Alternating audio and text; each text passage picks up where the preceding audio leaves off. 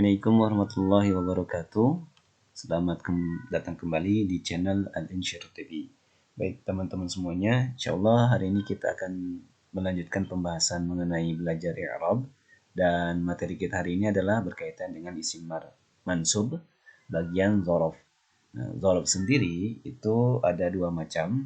Yang pertama itu dzaraf az-zaman. Artinya dzaraf itu keterangan. Jadi keterangan yang menunjukkan waktu az-zaman itu waktu. Kemudian yang kedua berkaitan dengan zarful makan. Nah, ini yang berkaitan dengan keterangan tempat. Nah, kedua-duanya baik zarf zaman ataupun zarf makan itu harus mansub. Dan mansubnya kita akan bahas mengenai mansub alal fathah. Oke, yang pertama adalah zarf zaman. Nah, untuk zarf zaman itu berarti menunjukkan keterangan waktu. Nah, contohnya misalkan kita punya kata al-yauma. Nah, al-yaum ini kita baca dengan al-fathah. Kemudian kita ambil contoh yang lain, misalkan godan. Godan itu besok. Ini pun sama dengan fathah. Atau contoh yang lain kita ambil sobah. Nah, jadi di sini kedudukannya sebagai zarfuz zaman. Zarfuz zaman. Bisa juga dengan kata masaan. Nah, kita ambil contoh dalam kalimat. Misalkan saya buat kalimat, contohnya qara'tul Qur'an.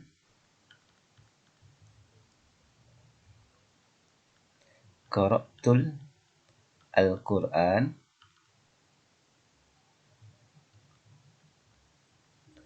Qara'tul Qur'ana sobahan.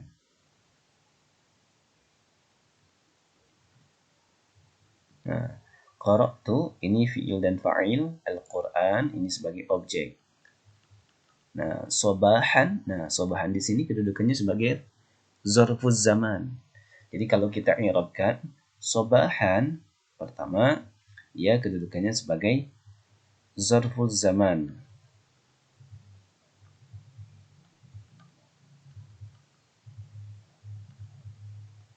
Nah, sobahan zarfuz zaman, kemudian keadaannya dia mansubun.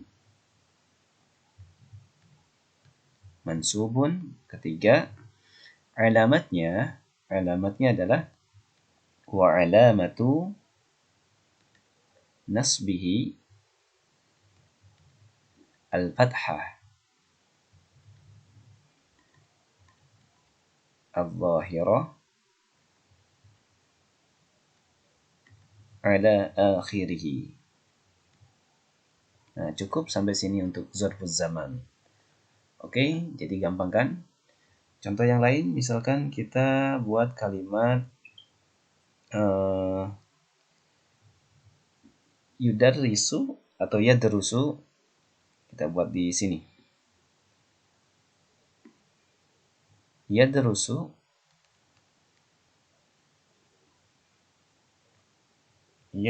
talib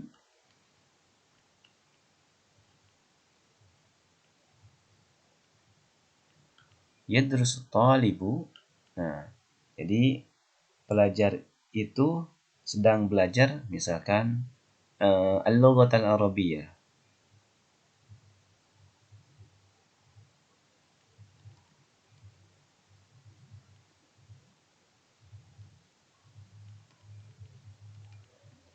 Yadrusu talibu al-lughat al-arabiyyah, misalkan belajarnya di waktu masaan.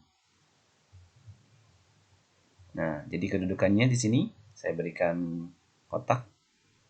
Masaan, saya kotaki kata masaan. Sama berarti ini merupakan masaan zarfuz zaman mansubun wa alamatun nasbihi al-fathat al-zahirah ala akhirih. Jadi kenapa dia diberikan harokat al-fathah? Karena kedudukannya sebagai zarfuz zaman. Nah, untuk yang pertama tadi qara'tul Qur'an, aku telah membaca Al-Qur'an sobahan. Sobahan itu subuh-subuh, pagi-pagi. Kemudian yadrusu talib, siswa sedang belajar al-lughatul arabiyyah, bahasa Arab, masaan, sore hari, di sore hari. Kalau ini tadi di sore hari, masaan itu jadi di sore hari. Nah, kata yang lain untuk zarful zaman sebetulnya banyak. Bisa tadi godan atau al-yaum, atau bisa juga al-lailah, malam. Misalkan nimtul lailata, aku telah tidur pada malam hari. Atau nimtu, kita buat di sini. Nimtu, aku telah tidur al-lailata. Nah, aku telah tidur di malam hari. Jadi zarfuz zaman itu menunjukkan di. Nah, di-nya di situ menunjukkan waktu, keterangan waktu. Bisa juga yang lain ada zarfuz zaman yang waktunya itu tidak terbatas. Artinya kita tidak tahu. Misalkan contohnya lahdzah. Lahdzatan. Nah, ini menunjukkan waktu yang tidak terbatas. Artinya sebentar. Intazirni lahdzah. Nah, intazirni lahdzatan. Tunggulah oleh engkau aku sebentar. Tapi kita tidak tahu sebentarnya kapan. Kemudian ada kata yang lain misalkan as-sanah, pada tahun ini. As-sanata. Aku telah lahir pada tahun ini misalkan. Oke, itu untuk zarfuz zaman. Nah, bagaimana untuk zarful makan? Nah, untuk zarful makan, jadi ini menunjukkan waktu, keterangan waktu tempat. Nah, pada dasarnya sama, artinya di. Nah, contohnya misalkan kita ambil kata amama.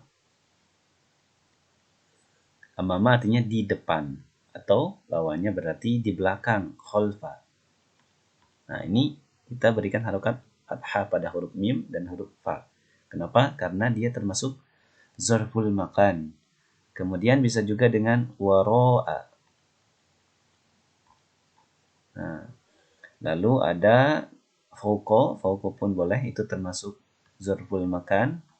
Atau seperti ma'a. Nah, ma'a ini banyak yang mengatakan bahwa ma'a itu termasuk salah satu zarful makan. Tapi ma'a pun bisa sebagai kedudukannya sebagai huruf jar. Nah, kita akan coba masukkan dahulu ke dalam zarful makan untuk ma'a. Nah, contohnya misalkan di sini penggunaan untuk zarful makan, kita ambil contoh misalkan baitu. Baitu atau baitu Muhammadin. Baitu Muhammad. Baitu Muhammadin waro'a. Nah, waro'al masjid. Nah, jadi kata waro'a kita berikan harokat fathah pada huruf terakhirnya, yaitu huruf hamzah. Baitu Muhammadin, rumah Muhammad, waro'al masjidi. Nah, jadi rumah Muhammad ada di belakang. Nah, ini menunjukkan kata di belakang. Nah, berarti kan menunjukkan tempat. Baitu Muhammad waro'a al-masjidi. Nah, yang perlu diingat, setelah dzaraf itu biasanya isimnya harus dimajrur. Nah, kata al-masjid ini kita majrur untuk zarful makan. Jadi seringkali kata setelah dzaraf itu umumnya menggunakan majrur, dan majrurnya di sini dengan kasroh.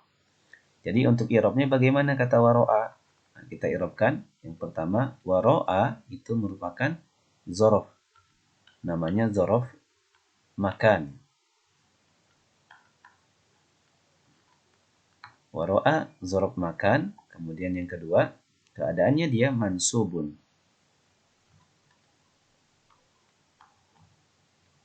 Kemudian yang ketiga, alamatnya wa alamatu nasbihi al-fathah. Al-fathah al-zahirah.